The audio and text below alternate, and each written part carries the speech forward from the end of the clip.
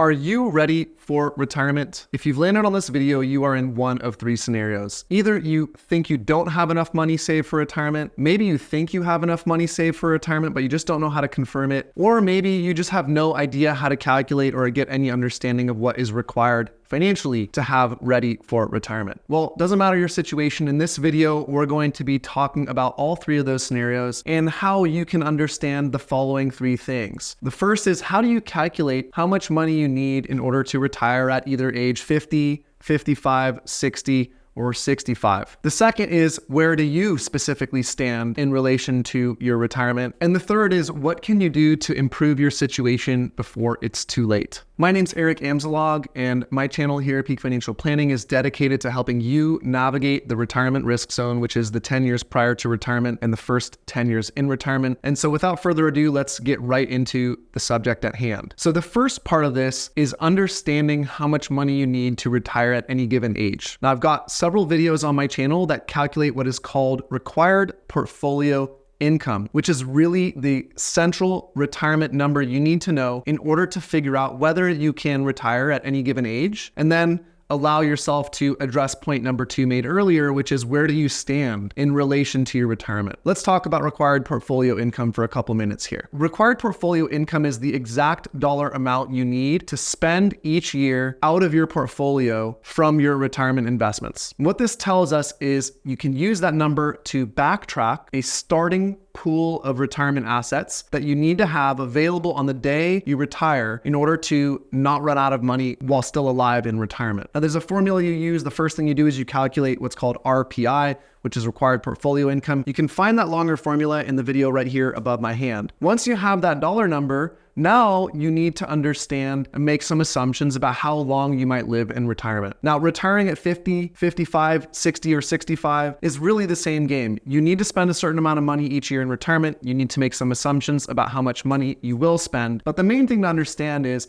that retiring early doesn't shorten your lifespan. And so in financial planning, we estimate an end of life for most people at age 95. You generally want to estimate a longer, more conservative lifespan, meaning a longer life than you expect, because the worst case scenario is you are one of those people who lives longer than expected and have no money left for the last 5, 7, 10 years of your life and are a burden on your family or the state. Now, that being said, an earlier retirement doesn't shorten your lifespan. And so what you really have to do is you have to estimate a longer potential lifespan if you retire earlier. So you start by getting your required portfolio income number, and then you say to yourself, well, if I'd like to retire at 55, how many years would be between 55 and 95? In this case, 40. And then you need to use the math or the algorithm in that same video, the required portfolio income video, to backtrack what a suitable starting pool of assets would be on the day you retire at age 55. Now, you have to make assumptions, and I'm not going to get into those assumptions in this video. You should watch the longer video to really do your due diligence. There's a spreadsheet model. You can also use a financial planning tool for this. But the key thing to understand here is you use required portfolio income in some length of life factor, and you can back out your pool of starting required assets. And that would address point number 1 here, which is, how much money do you need to retire at any of those given ages? And the answer is, it's going to be different person to person, because your required portfolio income is dictated by the combination of other income sources you will have for the different periods of your retirement. As a little example, if you retire at 55, you will be unlikely to have Social Security income or pension income in the time period between age 55 and 62, 65, or 70, whenever you decide to actually claim. Now, if you don't have those guaranteed sources of income, the question you have to ask yourself is, how much income would I need from my portfolio for that period of time until which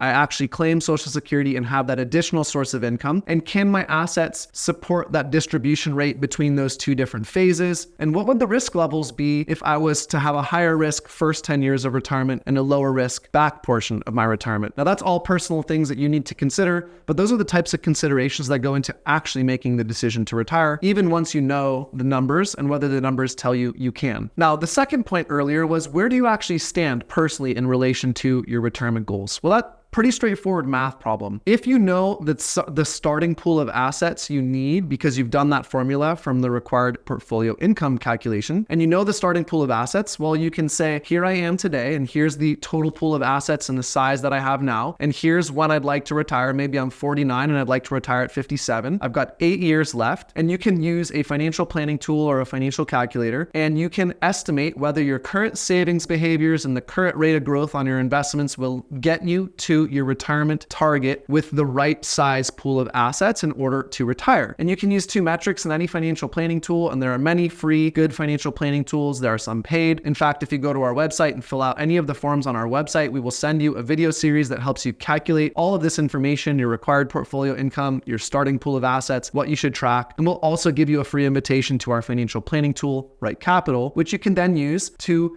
generate what's called a Monte Carlo score, which is basically like a score between 1 and 100 that tells you how likely are you with your current behaviors and your current assets to not run out of money while still alive if you were to retire on any given age. And you can plug that age into the retirement planning tool, and it will spit you out a score between 1 and 100. It's a useful measure to give you a rough idea of whether your current behaviors will get you to your retirement age with enough assets to satisfy your spending desires while retired. Now, if your Monte Carlo score is less than desirable or not up to par, you can also use that financial planning tool to generate a list of activities. We also, however, have a video you can watch for free, and it's called the 3 types of retirement plans, and it goes into the different action items that have the most influence on improving your retirement probability and giving you more spendable money in retirement. And there are things you can directly control and influence on your own through behaviors. So you can watch that video, and once you get access to a retirement planning tool or do some of these calculations, you can then figure out which type of retirement plan you are in, and then backtrack and use the behaviors or actions we recommend in that video to improve your odds of retirement